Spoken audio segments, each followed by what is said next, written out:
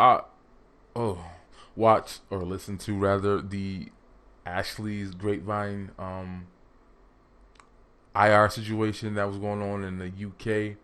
I actually thought that it would be a different dialogue, being that the UK has a different relationship in terms of the swirl, because they didn't have miscegenation laws and all the stuff that we had here in America. But Ashley was in that content bag talking about a conversation that's pretty popular, gonna get mad views. Uh, Typical standard stuff that you hear here in America. I will say one thing, that it does seem like the sisters in the UK tend to be a little bit more balanced and nuanced when it comes to uh, not dismissing male arguments. A couple of the sisters on the panel played white devil's advocate, and of course Ashley kind of talked over them and got loud and tried to dismiss everything they said. And we're gonna talk about a few of those things.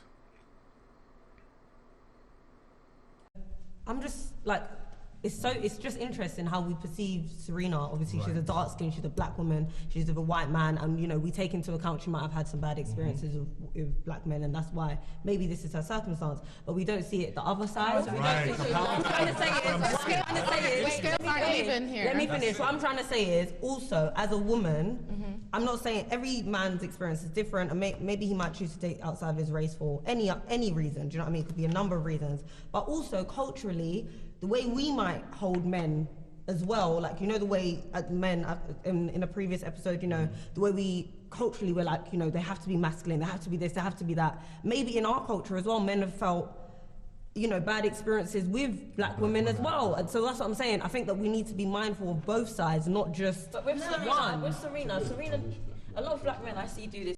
All right, so the two things that was interesting or annoying in their commentary was about the IR thing, right? Obviously, the one thing that came up, that the one sister was trying to at least look at it from a male perspective. What about the men who are looked at as lame, looked at as corny, that don't have the swag, whatever, and they hop the fence, right? So it's weird, and I'm noticing it a lot lately in these IR conversations. It goes from black men need to do better, black men have a responsibility, not just like you don't have an individual right to do what the fuck you want to do, but you have to go out of your way to make sure you pick a black woman. But then they cape and defend the black women who don't. Then they make excuses for them as well, and you saw that in the video, and that usually happens with Serena. But one of the dudes admitted, he's like, yo, I'm in this program, I like to do these hobbies. When I go XYZ, there's not a black woman there. Their female response is, well, you need to go out of your way to make sure you bring one there or introduce them to this. And I've seen most people not doing that. And I heard this rhetoric a lot online, and I'm going to say this again in the video at a different point because I'm re-recording this, that people mate and date in proximity to their environments, right? That's my little philosophy, right? That's why you see so much drama in the workforce with the Me Too. People are dating and mating at work, meeting their spouses. In colleges, whatever. People are dating in those small bubbles. People ain't going all the way across the world. And that's another argument you hear. You have to make sure you do your due diligence to go find the black person that fits in this mold, right? You've heard other YouTube channels who, when it comes to the educated or the Negro nerds rather, if a black person is in a relationship with someone who's not black, and they say, well, I tried to find a nerd this and a nerd that, and I couldn't find them in my community, or whatever, or I couldn't find people in my space, I just went right here. And they're saying, no.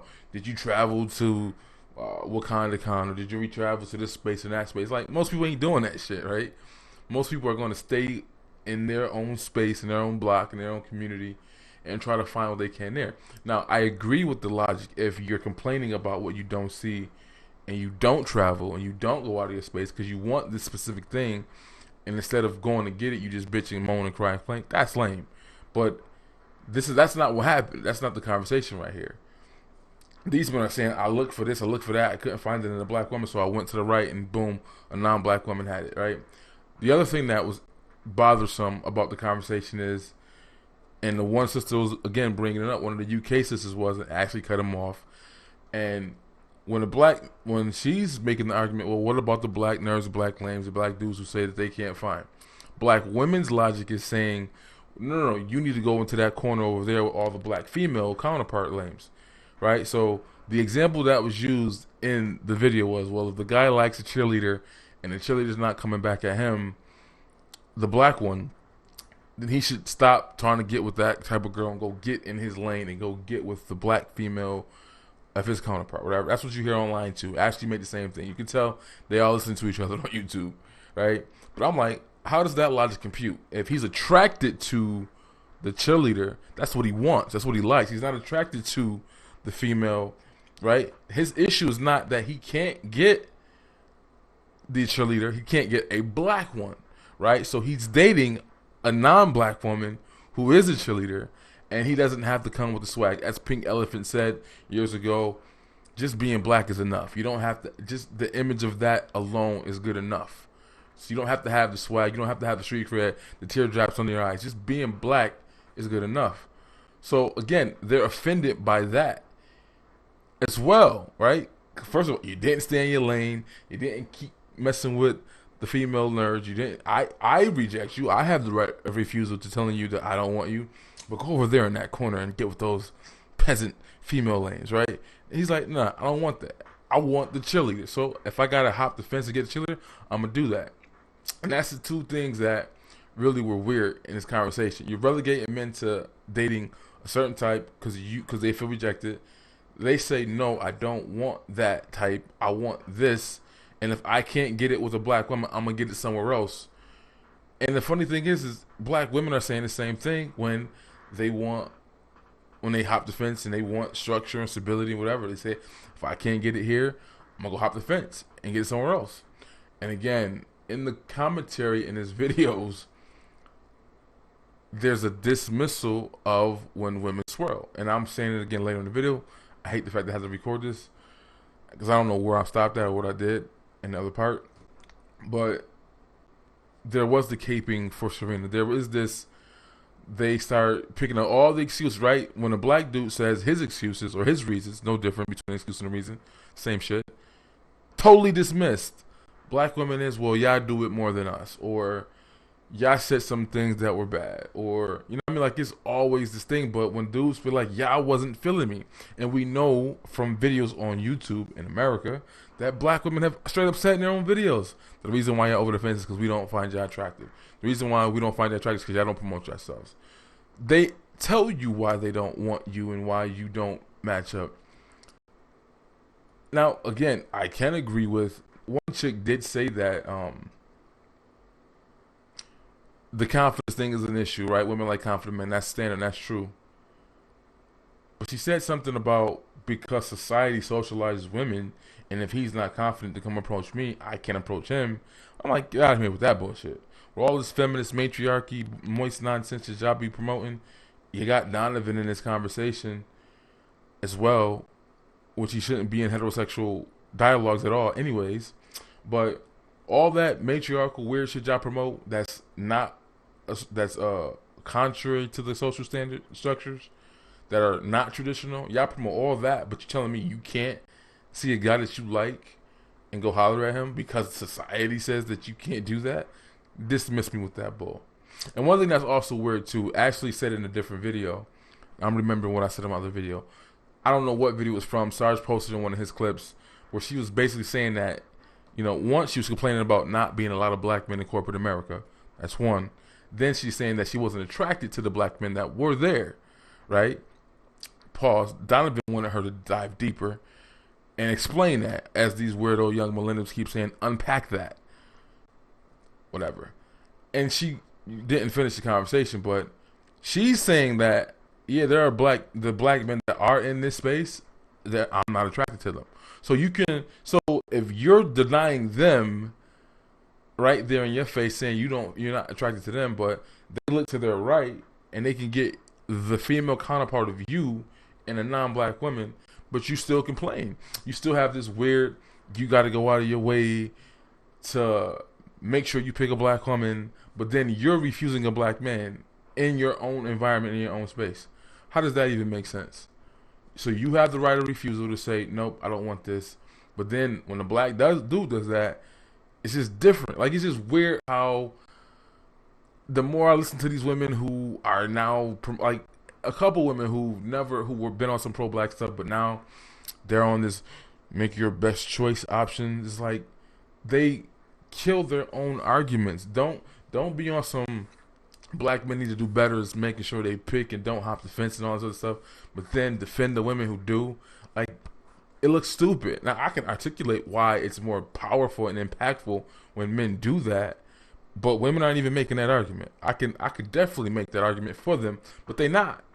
They just contradict themselves or kill their own argument because again they cape for all the sisters who do it, but then want to hold men to a higher standard. And when they pick their mates, oh yeah, random miscellaneous things that I don't want to repeat, but I don't remember if I said them. But in the beginning of the video, I think part 2 actually says that, you know, because of her issues with colorism and men she dated in the past, she's watching and looking at who you dated in the past, because who you dated in the past can affect your future, pun intended.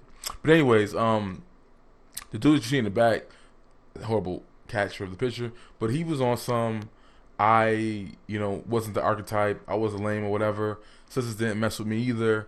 I didn't hop the fence though. I just waited patiently until they decided to be attracted to me or try to holler at me. Fuck is you talking about, dude? Ain't nobody doing that shit. But he was the one kind of caping for the situation, and sisters and black men to not swirl. But again, he claims that he wasn't the archetype. They wasn't feeling him because there were other women who were from the UK who were making that point. That does exist. Another comment too that's in the video, and it has a lot of likes on part 2, I think, is a chick saying that, oh, men don't even look in my direction, right? Now this is the weird thing about this, right? When women say stuff like that, there's not this knee-jerk reaction to throw out her experience when it comes to that, right? I noticed that comment a lot in the States from women who live in California, right? And I get it. I already know what that is, but I get it. A lot of sisters say that they, in that competition, in competing in California, sisters is not winning that battle, right? And I understand that. I don't have this knee-jerk reaction to say, make up excuses or deflect from their experience or try to minimize it. I understand that. But black men don't get that same energy. There's all these others. Well, did you do this? Did you do that? Did you try to find a female lame counterpart or whatever? Like, no, like I get it. You don't have access to a certain type of caliber of men that you want in California. The competition is too high. It is what it is. There's a lot of beautiful women there, and the standard is a lot higher. Shit, a 10 in California is a 5 in New York. It is what it is, or any other part of the country.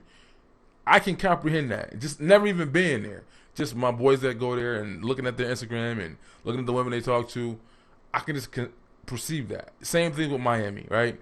That's why I didn't understand the situation with Gabrielle Union trying to police her boys' likes on Instagram when they live in Miami, where Dr. Miami is at, right? But I think I got everything.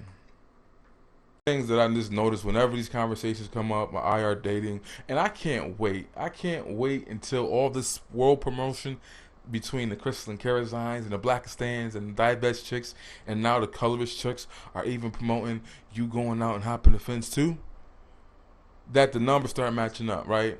The number one complaint and reason that the number one deflection that women have when we talk about sisters who swirl or hop the fence is that black men do it more. Newsflash. All races of men hop the fence more than their women.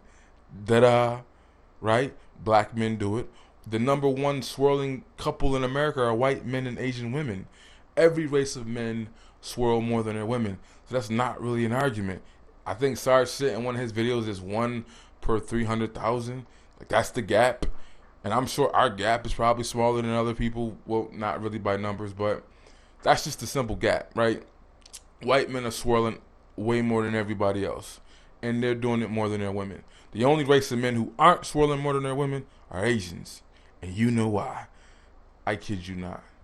But yeah, that deflection is getting annoying too. And Ashley was caping hard as hell for Serena, and they all do it. And again, I believe that people date and mate within proximity, so I'm not even in concern of what Serena did. She plays the widest sport in the world. I just assume her and her sister would swirl. But I still do think of the fact, and somebody brought that point up, in the video is I'm not gonna hop. If black men did treat me bad or X, Y, Z wrong, I'm not gonna go hop the fence and go get with white men. Like that's supposed to be the best solution. She made sense, and I'm saying, although I understand the situation with Serena, it is weird to me though, being that they play the whitest sport, and I understand that part, but they did go through a lot of bullshit with white folks being in that sport and dominating in it. You can't subtract the imagery of their black father dealing with the shit he did to put them in that sport.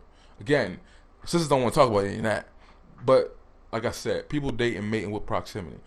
I'm gonna do a fuller video about that and talk about this conversation again. It will be revisited.